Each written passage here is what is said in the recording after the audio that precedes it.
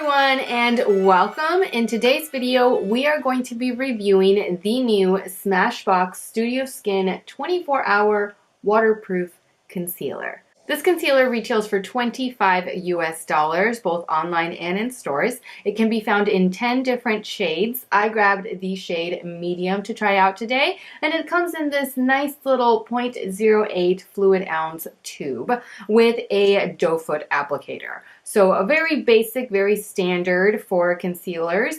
The description of this concealer straight from the website states that it is a waterproof, hydrating 24-hour concealer. It is also oil-free, so there is that.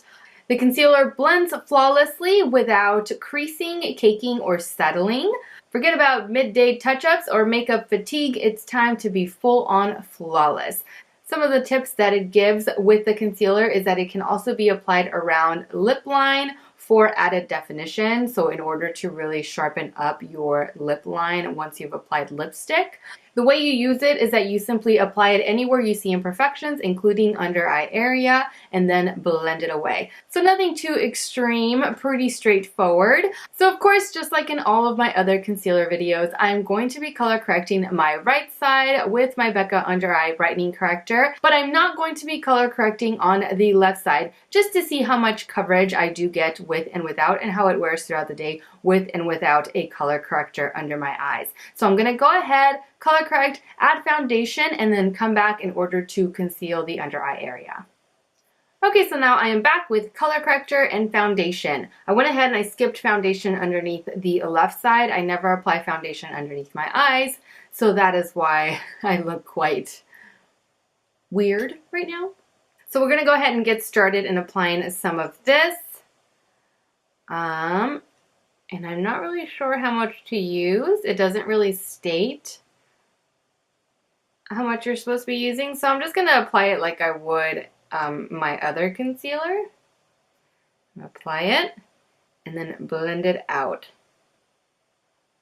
So right off the bat, I can tell you that it feels really light. Doesn't feel heavy whatsoever. Definite plus. All right, so I really like the coverage that I got on the color corrected side. It's not heavy. I feel like it is concealing my dark circles quite well. And it blended out really easily. Now let's go ahead and apply some onto this side. Okay. Okay, and I like the coverage that I'm getting with this even without the color corrector. Now I know that it claims to be creaseless, however, my under eye area creases regardless, so I am going to set it, but very lightly. I'm not going to set it heavily whatsoever. I typically don't.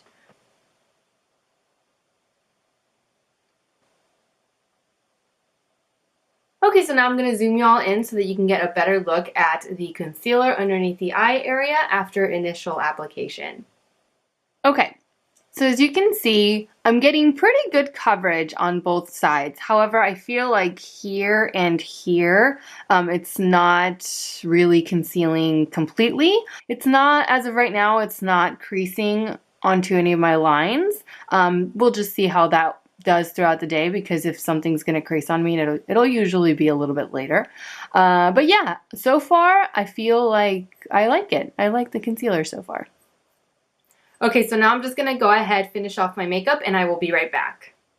So now I am back with a full face of makeup, and so far so good. The concealer is still looking nice, and it's still not creasing underneath the eyes. So we'll see how it wears. It is currently 12:08 in the afternoon, so I am planning on coming back for a midday check-in at around 4:30. So I will see you all in a few hours. Okay, so now I am back for a midday check-in. It is currently 4:40, so I've had this on for a little over 4 hours, or almost 5 hours, I guess you could say, and it is holding up. It's holding up pretty nicely. I feel like I'm getting more coverage on this side than I am on this side, just slightly, but of course, because of the color corrector, I feel like that helps. Aside from that, it is creasing just a tiny bit on this side. And I think smidge on this side. So creasing very, very little, but it's definitely not full coverage or anything like that. You can definitely see my dark circles peeking through here and here. But yeah, other than that, it's not separating quite yet. Hopefully it doesn't.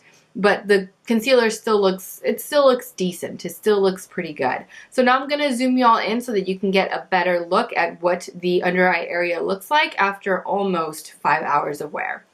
All right, so this is what the under eye area looks like. As you can see, very, very minimal creasing on the side and minimal creasing on this side as well. But I feel like this side definitely creased a little bit more than this one. Aside from that, I do see my dark circles peeking through here, but I kind of saw that even after initially applying it. So, you know, that's nothing new or anything like that. Other than that though, I really have no other complaints and or issues at the moment. Okay, so that is it for a midday check-in. I'm going to give this concealer about another 3 hours or so, so that I can get close to, if not a full 8 hours worth of wear.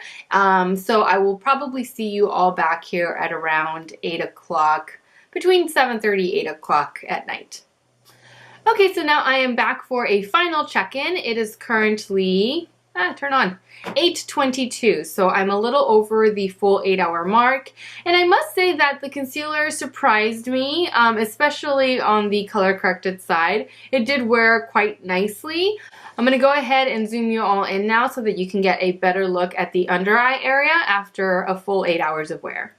Okay, so this is what the under eye area looks like. As you can see, I don't get complete full coverage, especially here is where I can kind of see my dark circles, but I do have intense dark circles, so there is that to consider. Aside from that, it did crease a little bit more on this side and than it did on this side, but just a tiny bit.